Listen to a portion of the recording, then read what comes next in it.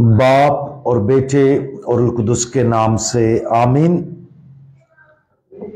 आज हम मुकद्दस मत्ती की अंजील उसका 28वां बाब और उसकी आयात 11 ता 14 पर ध्यान ज्ञान करेंगे।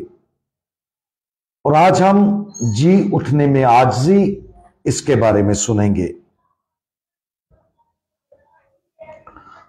तब उन्होंने बुजुर्गों के साथ इकट्ठे होकर मशवरा किया और उन सिपाहियों को बहुत से मिसकाल दिए और कहा, तुम ये कहो कि रात को जब हम सो रहे थे उसके शागिर्द आकर उसे चुरा ले गए, और अगर ये हाकिम के कान तक पहुंचे तो हम उसे समझाकर तुम्हें खतरे से बचा लेंगे। हमारा खुदावन गुनाह और मौत पर फतह पाकर मुर्दों में से जी उठा, और उसका ये जी उठना हम सब के लिए उसकी जलाली क़यामत में शरीक होना मुमकिन बनाता है। मौत हार गई थी, शैतान हार गया था, करप्ट मजहबी रहनुमा हार चुके थे, और वो तमाम लोग जो खुदावंद यीशु मसीह पर ईमान लाए थे अब उनकी अब्दी उम्मीद की तजदीद हो गई थी। अफसोस की बात है कि इंसानियत के लिए अब तक की सबसे बड़ी फतह एक ऐसी फतह जिसने ईमान लाने वालों के लिए अब्दी जलाल के दरवाजे खोल दिए, सरदार काहिनों और लोगों के बुजुर्गों की तरफ से उसे कबूल नहीं किया जा सका। उन्होंने उसकी मौत को देखा, और अब जबकि वो जी उठा था उन्होंने उस सच्चाई को छिपाने के लिए हर मुमकिन कोशिश की। गुरूर पर काबू पाना मुश्किल है। जब कोई शख्स हकीकत में गलत है और यह दावा करता है कि वो सही है, और जब उसे अपनी गलती का सामना करना पड़ता है तो गुरूर का गुनाह लामहला उसे मजीद गुनाह पर आमादा करता है। ऐसा ही हम आज की अंजील मुकद्दस के इस हवाले में देखते हैं। सरदार काहिनों और बुजुर्गों को सिपाहियों की तरफ से इत्तला मिली कि जब औरतें सुबह सवेरे कब्र पर आई तो एक बड़ा जल्जला आया, और उन्होंने खुदावंद के फरिश्ते को आसमान से उतरते देखा और पत्थर को लटकाकर उस पर बैठ गए। जब उन्होंने ये देखा और उसके डर से निगाहबान कांप उठे और मुर्दों की मानद हो गए। और जब उन्होंने फरिश्ते को औरतों को यह कहते सुना कि यीशु जी उठा है, तो पहरेदार सरदार काहिनों और बुजुर्गों को बताने चले गए। खुदावंद यीशु मसीह के तमाम मौजज़ात और ताकतवर तबलीग के बाद हम जरूर ये सोचेंगे कि सरदार काहिन और बुजुर्ग ईमान लाए होंगे, लेकिन उन्होंने ऐसा नहीं किया।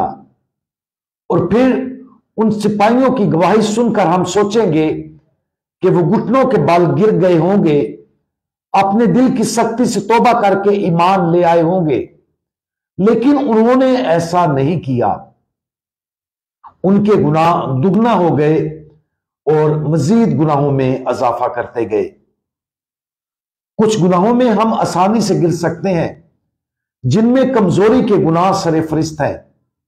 जब कोई कमजोर होता और गुनाह में गिर जाता है तो मुस्तकबिल में उस गुनाह पर काबू पाना हमेशा मुश्किल होता है। लेकिन जब गुनाह इंसान की कमजोरी की वजह से होता है तो उसे गुनाह तस्लीम करना आसान होता है। लेकिन कमजोरी का गुनाह जिद्दी गुरूर के गुनाह से बहुत मुख्तलिफ है। जिद्दी गुरूर पर काबू पाना ना सिर्फ मुश्किल है बल्कि उसे तस्लीम करना भी मुश्किल है। जब हमारा गुनाह हमारी जिद और गुरूर पर मबनी हो तो उसे तस्लीम करना मुश्किल है। नतीजतन इस किस्म का गुनाह अक्सर दूसरे गुनाहों का बायस बनता है, जैसे मुसलसल धोखा, हेराफेरी और गुस्सा वगैरह। इसकी मिसाल उन सरदार काहिनों और बुजुर्गों की जिंदगी में हम देख सकते हैं। लेकिन अगर हम अपने आप को आजिज बनाएं और अपने मगरूरी के गुनाह को तस्लीम करें तो ये आजिज़ी हमारी जिंदगी पर एक ताकतवर और तब्दीली का असर डाल सकती है। आज उन सरदार काहिनों और लोगों के बुजुर्गों पर गौर करें, उनके दिल की सख्ती और उस अफसोसनाक सूरत हाल पर गौर करने की कोशिश करें जिसमें उन्होंने अपनी गलती और गुनाह को छुपाने की कोशिश की। हम गुनाह की इस किस्म की हालत में कभी ना पड़ने का अज़म करें, ताहम अगर हम इसके साथ जद्दोजहद करते हैं तो आजिज़ी की तलाश करें ताकि हम खुदावंद की क़यामत के फजल से गुनाहों के भारी बोझ से आजाद हो सके। हमारे झूठे खुदावंद, आपने गुनाह और मौत पर फतह पाई और ईमान लाने वालों को नई जिंदगी दी। प्यारे खुदावंद यीशु, हमें फजल अता फरमाएं ताकि आप जो कुछ हमारी जिंदगी में करना चाहते हैं हम उस जलाली और बदलने वाले अमल के लिए हमेशा खुले रहें। बराए करम हमें आजिज़ी का तोहफा अता फरमाएं ताकि हम हमेशा अपने गुनाहों से किनारा कशी करके आपकी तरफ रुजू लाएं। खुदावंद यीशु मसीह, हमारा भरोसा आप पर है। आमीन।